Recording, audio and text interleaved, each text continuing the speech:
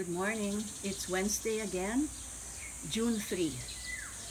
And by now, we would have been quarantined for almost 2 months. And I think most of us have adjusted to this being locked down and have done many different ways of coping with it. Today, we're going to talk about a very relevant need. The need to have a scope of self-expression, a wide scope of self-expression. Why is that? Starting very early in our lives, we experience different emotions in our families. For example, we become angry, become sad, happy, frustrated, fearful, and we have all these emotions inside us. As young children, it's very difficult to put these emotions into words. But it's not just children who have a difficulty putting these strong emotions or deep emotions into words. All of us may feel at certain times that words are not enough to capture the feelings we have inside. So we really need to explore how we can have a wide scope of self-expression. Again, if you look at the history of humankind, many different cultures have used the arts to express their suffering, to celebrate their joys. For example, Maya Angelou, a very famous poet who most of you know, said, and I quote, "We survived the extreme pain of discrimination by means of dancing and singing the blues." So they survived through the years of discrimination and abuse because of the arts. They use the arts. More recently, psychology has turned to the arts, like drawing, singing, music, painting, poetry, dancing, healing stories, using clay arts, the crafts, etc. And we have found it to be very, very effective. So actually, the MLAC Institute, my team, we have created or used an approach which we call PMBEAT, meaning Play and Mindfulness-Based Expressive Arts Therapy. We have used this in most of the places we have gone through in disaster, family violence, wars, and all kinds of psychological trauma. And we have found it to be very, very effective. Let me just cite to you some studies we did that tell us how effective, for example, play in the arts is. First, for children. We did a study of the families left behind by the mothers who have become OFWs. So after the feminization of the global labor migration, majority of OFWs have become women, and most of them are mothers. Excuse me. We did this intensive study of the children and the father left behind by the mother, and it is published in a book called "Nawala ang Ilaw ng Tahanan." Those words actually came from them, because one of the significant findings in this multiple case study, in-depth exploratory phenomenological case study, is that there is a pervasive sadness, a deep sadness among the children and the father. We did a lot of work with the father. It's been going on for 6 years, but let me not talk about that. When we asked the children, how do you deal with the sadness? In Tagalog, paano nyo iniibsan anong ginagawa nyo para maibsan ang lungkot? Their answers were, naglalaro po kami. Pag naglalaro kami, gumagaan ang loob namin at parang nawawala yung lungkot. In other words, what they're saying is we play, because when we play, we lessen the sadness and we feel lighter inside. So, from the children themselves, they have used play for their own healing, for their own coping with, in this case, with extreme sadness. Another study, excuse me, we did with the Bantay Bata Foundation was a study of a very poor community, a barangay in Quezon City, where the incidence of family violence, incest, and child abuse very high. And one of the things we asked the children, how do you deal with this situation when there is so much abuse in the family, there's violence? The answer was, we go out and play. We need to play with the other children so that we will feel better, so that we will not be so pained. No? Hindi kami masyadong nasasaktan ng loob dito sa nangyayari sa bahay. So again, the way of dealing with this pain of abuse in the family is through play. So I think let me deal a little bit with that, because there are other studies. For example, one more, UNICEF and AIM asked us to do a study of what they call child-friendly schools. And when we asked the children in the research what are child-friendly schools in Tagalog, no? And they said the child-friendly schools are schools where children can play. Yung mga paaralan, ang bata ay nakakapaglaro. So it is with real great sadness that we are now realizing that schools, when they cut down or they lessen their expenses, the first thing that they remove are the playgrounds, which is a very big mistake, because play is vital to children's well-being and also vital to their learning process. So again, we see how natural play is for children. Is their way of being, is their way of speaking, is their way of expressing themselves. And think about this. Children need to learn how to walk, how to write, how to read, etc. But children do not need how to learn, how to play. They are born with the ability to play. As an infant in the cradle, they can already play.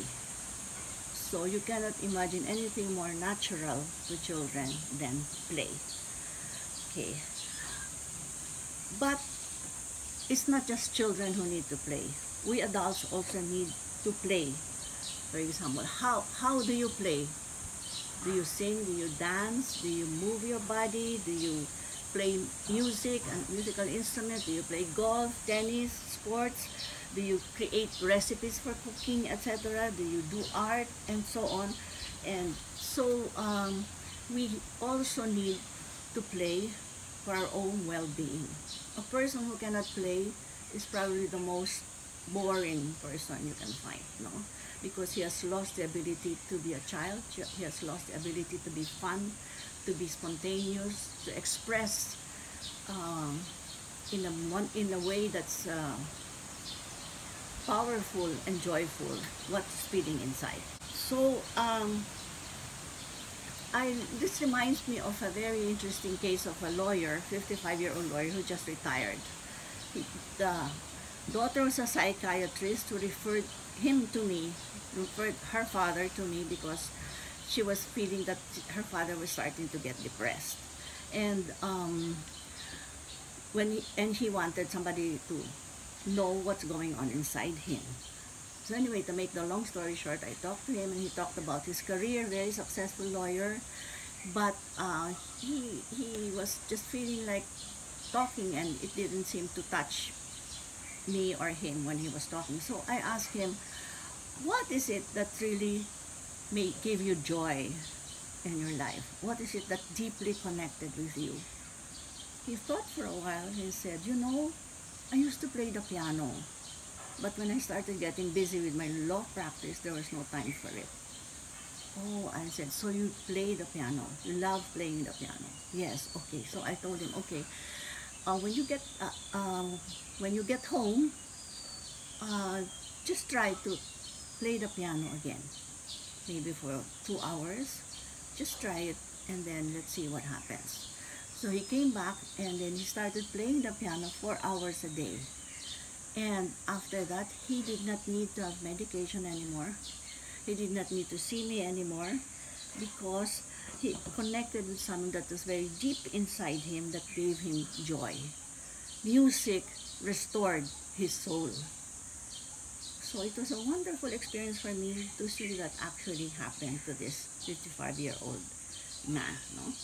So for us now, in this crisis, in this quarantine lives, I think it's very, very important for us to look not outward to other people in terms of how we will cope with this, but look inward, inside ourselves, and discover and tap some talent or gift or activity that gives us joy and connect with it. Maybe you think of, before maybe I like to cook and play with different ingredients, or once when I was a child I was playing the piano, or I also used to play a sport, but I'm not doing it anymore. So it's really, in a time of crisis, it's time to get in touch with the deepest part of us, and to go inward and ask ourselves, what gives me joy? What makes me feel alive? Then we can discover this, and we can really use it now in this time when we are given the time to go deep inside. So with that, let me ask you this question. Right now, looking back, if you're older or looking back, what is it, or what was it that gave you a lot of joy? What is it that made you feel you were totally connected with your soul, that you were really experiencing the flow, as they say, no? What is it? I'm sure you can find something. You can think of something right now. Maybe you were not able to practice it because there was no time, or nobody nurtured it, nobody valued it. But this is a time when you can connect with it again and maybe nurture it now. Start nurturing, practicing that which gave you joy. And another question is, what is it that makes you know that you are playing? Well, how do you play? There are many different ways of playing, no? For example, during this pandemic, MLAC, Chris invented the game when this was just starting to make the coronavirus a work of art.